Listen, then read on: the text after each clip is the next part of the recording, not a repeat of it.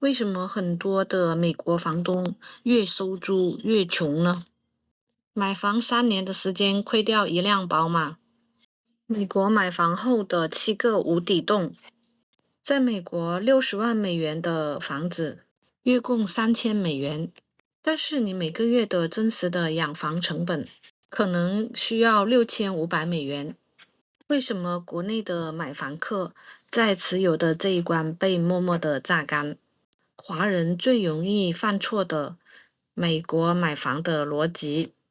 国内的房地产20多年的暴涨，让这种华人的买家形成了一个非常根深蒂固的认知，就是持有房产几乎都是免费的，除了月供，还有物业费1年几千块，水电费几百，房子就在那里静候升值。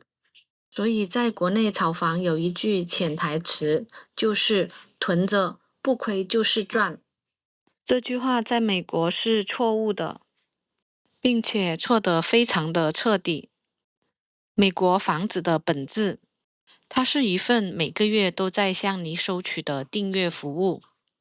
联邦政府向你收这种收入所得税，如果你有租金的话。第二种就是州政府、县政府每年向你收房产税。第三就是保险公司每年向你收保险费。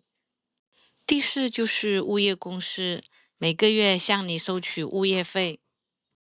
第五就是 HOA 还会不定期的向你收这种特别的评估费，比如说遇到这种大修、大灾或者是大官司的时候，一次性的均摊给业主，少则每户千额800，多则每户几万美元。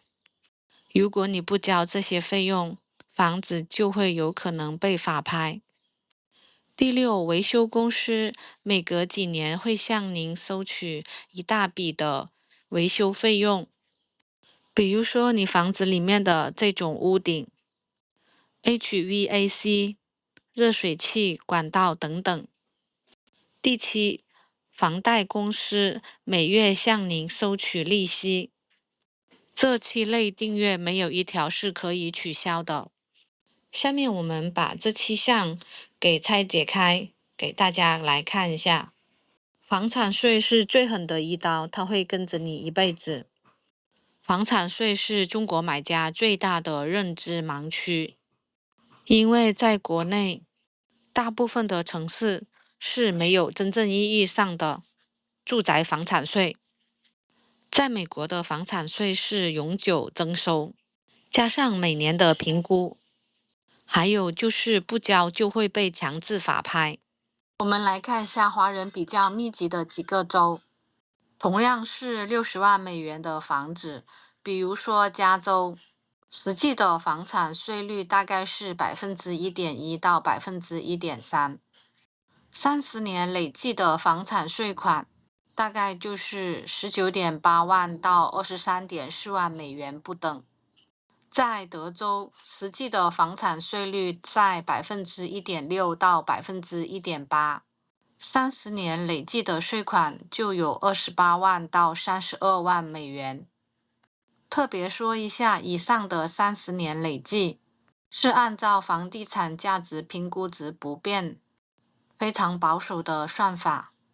华盛顿州实际的税率是0.57%，30年累计的税款大概是11万美元。纽约州实际的税率是1.58%，30年累计的税款大概是30万美元。但是实际上，德州、纽约、新泽西评估值随着市价跑，房价涨多少，税基点就会涨多少。实际的累积数字可能是1.5倍到2倍。很多的中国买家在德州买房子，被这种无州所得税这块招牌给吸引了，但是却忽略了德州的房产税全美排名前列。在德州，一套60万美元的房子，累计30年的房产税大概是30万美元左右。这个接近了房子的原始的价值的50%，而且这笔费用是不能停的，不能谈的，并且晚交1年的话就会上交这种欠税的名单。连续欠税的房子就会被税务局拍卖。在中国的话，房子就是放在那里的，基本上不花什么钱，没有房产税，没有年保险，没有动辄上万的这种特别物业的评估费。在美国的房子，每年都要向政府或者是其他的部门交租金的资产。房屋保险在加州和佛州是沉默的杀手。中国的买家最容易低估的就是房屋的保险，在国内就是几百块一年，在美国是几千美元一年，而且逐年上涨的速度非常的快。我们来分享一下2025年的保险费的数据。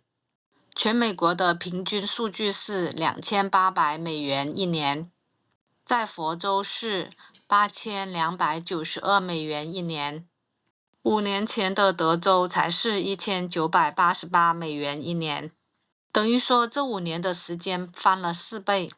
去年还发生了一件大事情，在加州发生了特大山火。对于山火灾，部分的业主续保会被拒绝，房子等于是无保险可投。即便是能买到保单的这种山火区，保费5年的时间翻3倍也是常态。在佛州的一个业主1年交的保费，能在德州的中部买一辆二手车。与此同时，佛州的保险市场也陷入了塌陷。2023年，多家的全国性的保险公司退出了佛州的市场，部分的老房或者是高风险的区域，直接是拿不到保单，就意味着你办不了贷款，意味着2次出售的范围大幅缩小，房子从流动资产变成了死资产。HOA、Condo 为什么越来越像一个无底洞？HOA 就是物业管理费，是我们远程华人买房最容易忽略的，也是最容易翻车的一项。普通的 Condo HOA 的费用大概是300美元到700美元一个月。高端的社区包括海滨公寓，每个月的 HOA 的费用大概是1000到2500美元。联排别墅每个月的 HOA 的费用大概是在150到350美元。根据美国人口的普查局的数据，加州的 HOA 全美排名是第9，每个月的费用大概是278美元。数据显示，洛杉矶的 HOA 平均每个月是343美元，旧金山每个月是349美元。有31.8%的旧金山的业主每个月付的 HOA 的费用是超过500美元。有一位粉丝在2023年洛杉矶买的 Condo， 每个月 HOA 的费用是280美元，2年内涨到430美元，今年还要再涨第3次。与此同时，还有2个毒药的催化剂。第一个就是 Special Assessment 特别评估费。HOA 它不仅是每个月都交费，一旦遇到大维修、诉讼或者是自然灾害， HOA 的物业管理公司可以一次性的向所有业主摊派几千到上万美元的特别评估费。比如说翻修游泳池、网球场、儿童游乐场、油箱等等，费用是每户400到1000美元不等。如果是屋顶老化，每户大概要给5000到1万美元不等。如果是电梯改造，每户要给8000到15000美元。如果是飓风、地震、损毁，每户要给10000美元。假如业主联名诉讼，法律费用还得全体分摊。房利美黑名单。2021年6月24号，佛州迈阿密北部的一个镇，一栋12层的海景公寓，整体楼倒塌，98人遇难。业主委员会3年前就收到了工程报告，必须立刻大修，但是因为摊派费太高了，所以一直被拖延。事件以后，房利美对康斗的贷款审核突然收紧了。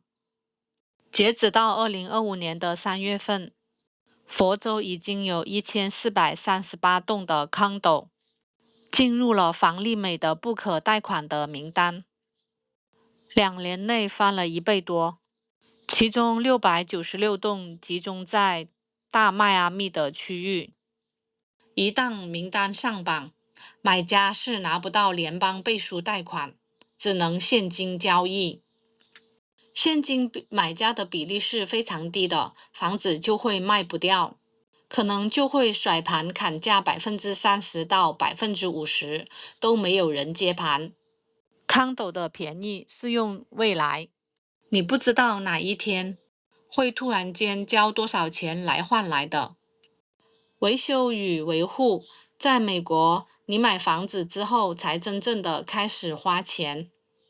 中国的买家在国内买房子，物业是全包的。在美国的独立屋，所有的外部的维修都是房东自己掏钱，需要支出的是草坪的维护，每个月大概是$100，或者是自己买一个割草机，每一周花1个小时的时间自己干活。冬季除雪，在北部州，每次除雪大概是400到800美元，一个冬天大概是5到10次。还有就是屋顶的大修，1万到3万美元，每15年到25年就来大修一次。热水器的更换大概是$1500到$3000，每隔10年到15年就要更换一次。HVAC 空调系统大概是$7500到15000，每10年到15年就要来一次。水电、煤气、垃圾，每个月的费用大概是$250到$350不等。厕所清洁、垃圾处理、家电维修，每一次大概是$250到$600，每5到10年就要来一次。60万美元的房子，前10年看似维护的成本不高，从第11年开始，屋顶的漏水花了$15000，第12年 HVAC 报废又花了$7000，第13年地下管道老化又花了$8000。3年内你的集中支出达到了3万美元。在国内物业是别人的事情，在美国你就是物业。贷款的利息和租金的税务，截止到2026年的5月份，美国30年的房贷的利率是6.37%，比1年前的6.76%低了0.4个百分点。然而年初的降息的预期最强的时候，首席的经济学家他说2026年会降到6%，结果到了4月份，他自己把预测上调了6.5%。降息的这件事情，连预测他的人都开始打脸了。60万美元的房子，20%的首付，贷款48万美元，6.4%的利率，本金和利息的月供是$3003。前10年的本金的部分占比不到35%，绝大的部分都是在还利息。30年累计的利息支出大概是60万美元。买一套房子等于交了2套房子的钱。租金所得税，你选错一条，就差出一份现金流。外国买家出租房子 ，IRS 给你2条路。第一条就是你什么都不做，IRS 按照租金的毛收入30%的直接预扣，不能扣维修、地税还有利息。第二条就是主动申报为 ECI 与美国商贸有关的收入，扣完地税、保险、维修、利息、折旧，实际税率大概是10%以内。同样是3万美元的年租金，如果你选错一条，多交6000到9000美元的税。很多的中国买家图省事，不报税，最后退税都退不出来。因为美国的税务局对外国房东的稽查，近几年是明显的加强了。银行信息交换以后，不申报就等于安全已经不成立了。我们把这个账再算清楚，60万美元的房子的真实的月成本。先看月供，按照6.4%的房贷利率，每个月的月供大概是3003美元，30年下来大概就是48万美元。房产税如果按照1.5%的中位估算，每个月是750美元。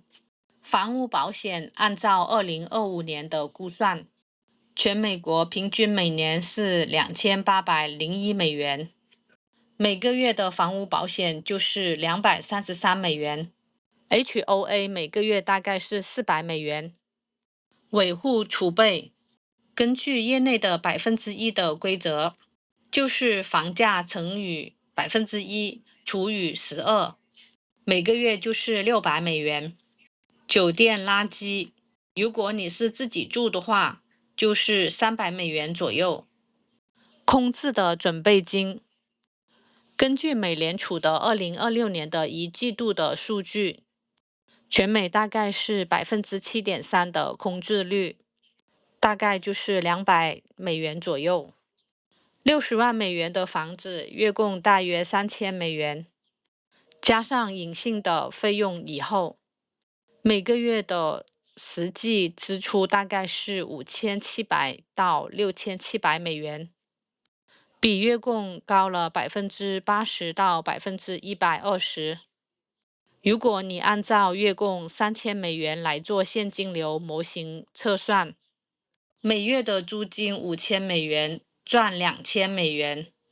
但是如果你按照实际的成本6000美元来做现金流的模型测算，还要倒贴1500美元。1年就是倒贴18000美元，3年就是倒贴54000美元。这些费用足够你给孩子付1年的私立大学的学费。这就是为什么很多的远程买家看着收益不错，但是2年后现金流崩塌了。美国房地产最危险的不是房价的下跌。美国的房子最大的成本不是在你买房的那一刻，而是在你买完房子之后的每一个月、每一年、每一次维修和每一次评估。如果说你算不过来这个账，就不要着急进场。算得过来的人，赚的是别人忽略的成本里面挤出的现金流。算不过来的人，亏的是自己低估的费用里面慢慢流走的本金。在中国的房子是资产，在美国的身份下，房子是订阅。你以为你在收租，其实你在续费。必须确保有充足且持续的现金流来覆盖所有的支出，否则房产会迅速从资产变为沉重的负担。稳住现金流是进入房地产市场的前提条件。感谢支持，欢迎订阅。